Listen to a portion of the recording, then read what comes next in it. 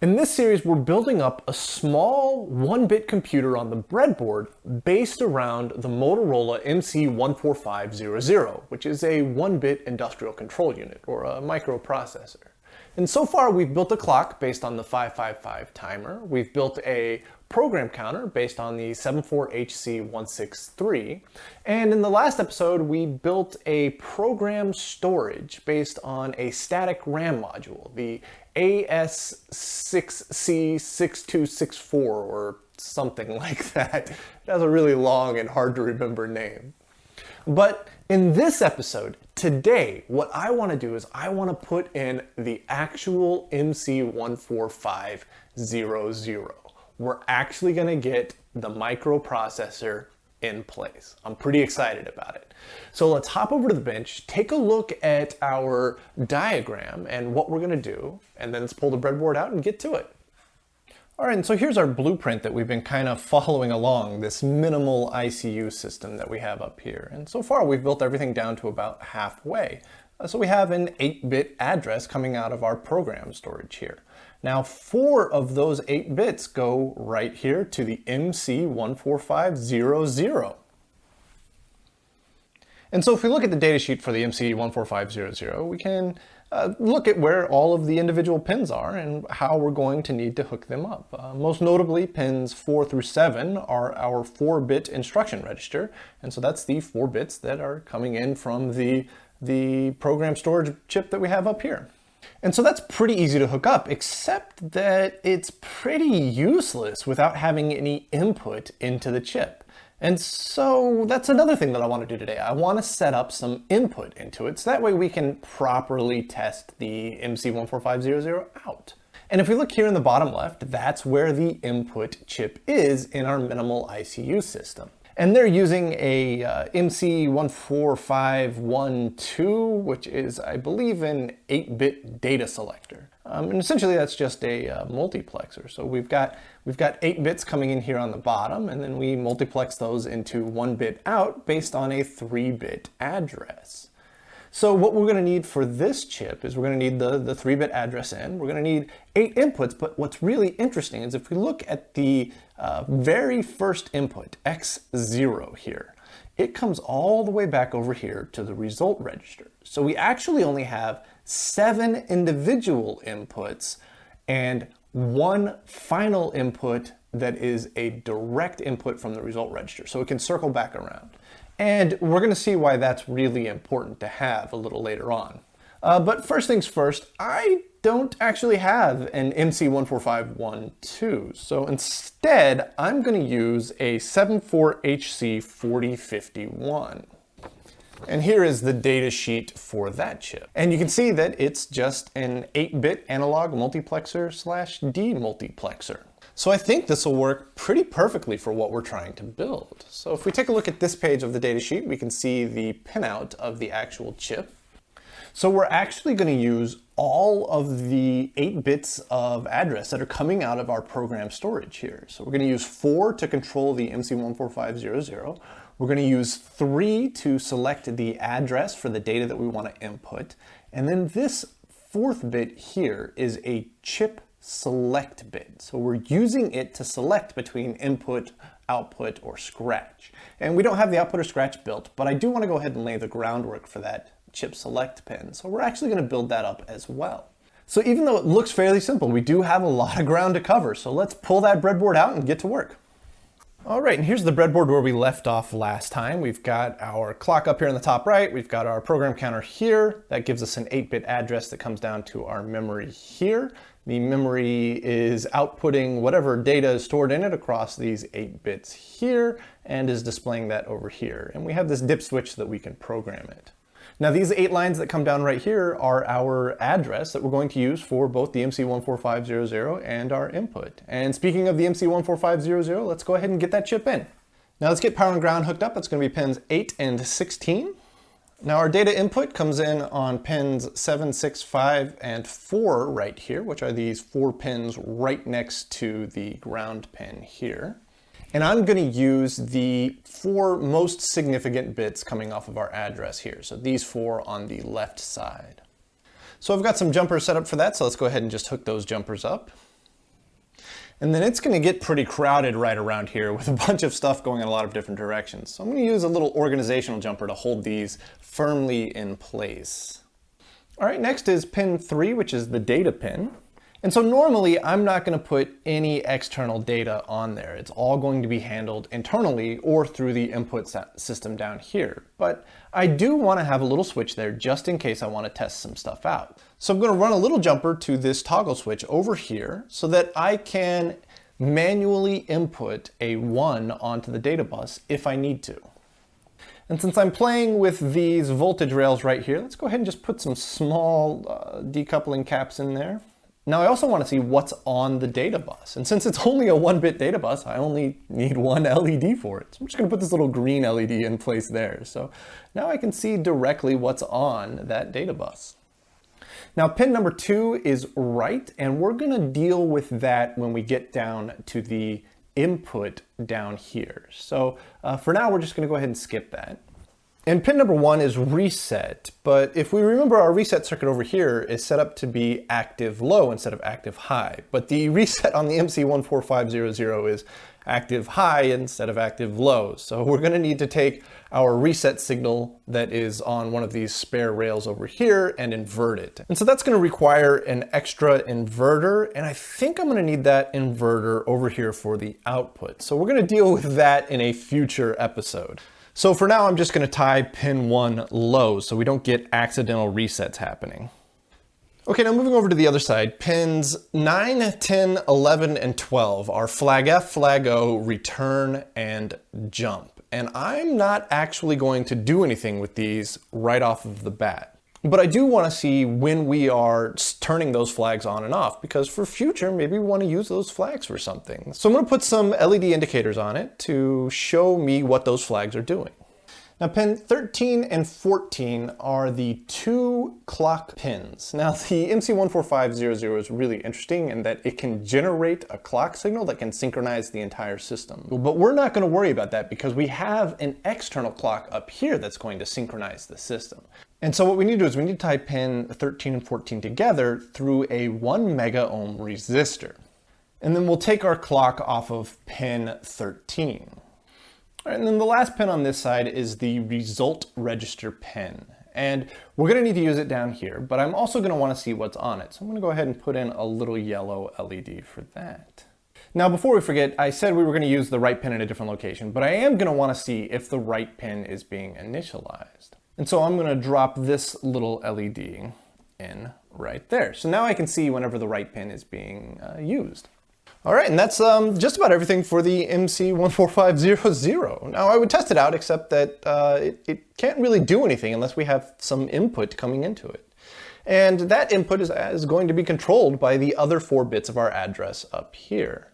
And I need these 4 bits to go essentially into 2 different directions. I'm going to have the output over here. I'm going to have the scratch register down here. I'm going to have the input over here. So these 4 bits need to go to all 3 of those locations.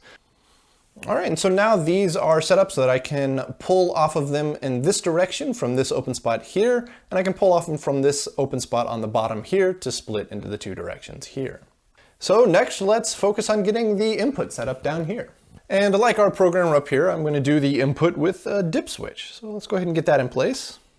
And the top side of this dip switch will be the parts that connect up to the 74HC 4051, and the bottom side of this dip switch will connect up to VCC. So I've got a bunch of really tiny jumpers to tie all those together and then tie that to VCC. So we'll go ahead and get those in place. Now we need to hook this side up to something, and so that's going to be our 74HC 4051. And for the 4051, let's go ahead and get power and ground hooked up, and that's going to be pins 8 and 16. And then pin number 7, right next to ground here, is titled VEE. And if we look at the datasheet, it says power input level for incoming channel. I'm not entirely sure what that means. So I had to do a bit of Googling, and it seems that you can just tie this to ground. All right, next is pin 6, which is the chip enable, and it's active low. Now, in order to understand how exactly we want to use the chip enable, we need to kind of wrap our head around how the MC14500 actually reads from input, writes to output, and does both reading and writing to the scratch register. But having just one chip select pin doesn't really allow us to access these three different places. So the MC14500 does something really interesting in that it uses the write pin from the chip in combination with the chip select pin to select between these three different places. So ultimately what we end up with is 4 different actions. We can read from input, we can read from scratch, or we can write to scratch or write to output. And so with 4 different operations and 2 bits, that's perfect. But we don't exactly have direct access to the write pin. So we can only enable that write pin whenever we're executing a store or a store complement instruction. We can see that if we have any instruction other than store or store complement, and we set the chip select to 1, we can read from the input. And then if we change that chip select from 1 to 0, we change where we read from. And now we're reading from scratch. And then if we want to write data out, we just use the store or store complement command. And if we have store with the chip select set to 0, that's going to be our scratch. And if we have store with the chip select set to 1, that's going to be our output. So we need to come up with an interesting way to combine all of this with minimal logic gates. And I'm actually going to use a 74HC00 to do this, which is a quad NAND gate. Coming into one input of one NAND gate, we're going to have the chip select. Coming into the other input of that NAND gate, we're going to have the input from our write. But in order to ensure that everything works correctly, we actually need to invert that write signal that's coming into our NAND gate.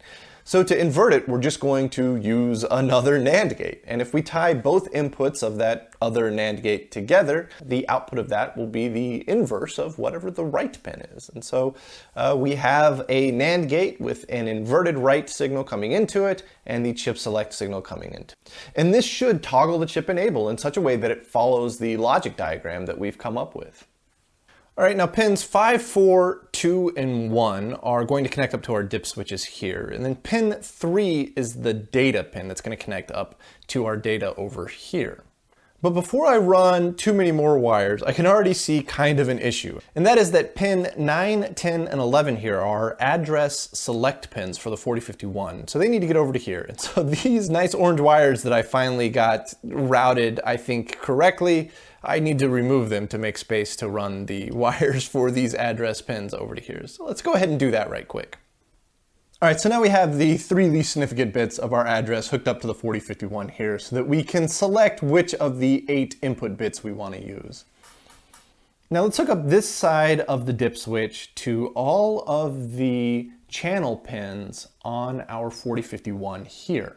Now this is a little inconvenient because the channel pins are split 4 on one side, 4 on the other side, and they aren't even in order. So it goes A4, A6, then A7, then A5, and then A2, A1, A0, and then A3. So the order of these doesn't make any sense to me. Now A0, we're not going to hook up to the dip switch here because we're actually going to save it for the result register pin up here. So we'll just keep that in mind because we're going to skip over A0. All right, so I think that's everything hooked up correctly. This first switch is blank, so it's not actually going to do anything. So we're just going to use switches 2 through 8 here. And that's because input 0 on the chip here is connected up to the result register. So let's go ahead and run the jumper for that right quick. And then pin number 3 here is the data pin. So that actually needs to hook up to the data pin up here. And then just to round out these coupling capacitors, we'll just toss another one into this bottom rail right down here. All right, now if I'm not mistaken, I think that's everything hooked up correctly. So let's put power and ground on it and see what happens. Well, we can see our clock is going mad over here, so we'll just slow that down and just change it over to single step. Our program counter initialized into 0, so I guess that's good. Let's take it off of halt and see if we can get the program counter. Yeah, there we go. All right. Yeah, all right. So there's something going on. Suddenly there's a value in the result register. That's just because we have random data stored into our program memory here. So it's just going to be executing random instructions. So if we just we let it run, we we get an interesting little light show. We have no idea what's doing anything because it's all just totally random data. All right, and we need to just set up a program that tests out our input and our MC14500. So in order to do that, we kind of need to refresh our memory on some of the interesting quirks of the MC14500. Most notably, the input enable register and the output enable register. We need to somehow store a 1 into both of these registers in order for external data to be input into the logic unit and whatever is saved into the result register to be output onto the data line as well as enable the write pin. Now we could use that extra switch that I installed, but then I would have to turn that switch off for the very next step of the program. And that's kind of a pain. So it would be nice if there was a way that we could force a 1 onto the data bus. And it just so happens that there is. So here's the list of instructions that we have available to us. And the one that's really interesting is the OR complement. So it's a logical OR of the result register and the inverse of the data. And then that is stored back into the result register. When we fire that chip up, the data bus is actually empty. And since it's the inverse of the data bus, that's going to be a 1, regardless of the state of input enable and output enable. So if we perform the OR complement operation, it should force a 1 into the result register. So that's going to be our first step. So we're going to start with an OR with a complement. Now we need an address for the other 4 bits of our instructions. So I'm just going to set that to the result register itself, which is just 000. And then next we want to store whatever is in the result register into the input enable register. So we're going to do IEN, and our address is going to be the result register address. And this is why it was really important to have the result register loop back around to that first input on our input selection chip. This is a really fantastic way of controlling the data bus to enable our input and output. And since we are right here, let's go ahead and do that for our output as well. Okay, so this is essentially just our basic setup. We're just trying to get the chip to a point where input can come in and output can go out. And that's what this does. So now let's load something. Let's load in a value, and we're going to call that value A. All right, so we'll go ahead and just set A to equal 1. And then we'll set B as another value to equal 0. So that way we can do some interesting operations with these two. And then let's do a logic operation, and let's do an AND operation here. So we'll do AND, and we'll AND that with the value of B. Now B is 0. So 1 ANDed with 0 is equal to 0. So at this point, we should get a 0 stored into the accumulating result register. And so this is essentially a program, but let's do one more step. Let's double check that our chip enable circuitry is working correctly as well. And let's do this by outputting whatever is stored in the result register onto the A address. Now this seems a little weird because the A address we had set to 1 for input, but when we do the store operation, we are actually turning the write pin on. Now when the write pin goes on, we are no longer doing an input operation, we're now doing an output operation. So the input should be disabled. And because we have a 0 stored in our result register due to this AND operation before it, the data bus should get a 0 at this point instead of a 1. That should test all of the operations of the circuitry that we built today. So let's write out the binary that we're going to do for this. So first things first, OR with the complement is 0, 1, 1, 0. Now we're using the next bit here as a chip select, and the chip select is set up so that when the chip select is 1, we're accessing either input or output, and when the chip select is 0, we're accessing the scratch register. But since the scratch register doesn't exist, we're just going to leave that as 1 for all of the operations down the way here. And then the RR address is 0, 0, 0. So now we'll just go down the line matching the instruction and address with the appropriate binary. So there we go, that's our program. It's a really short program, but it should test the functionality of everything that we've built up to this point. And so now let's pull the breadboard back out and punch this in and see what happens.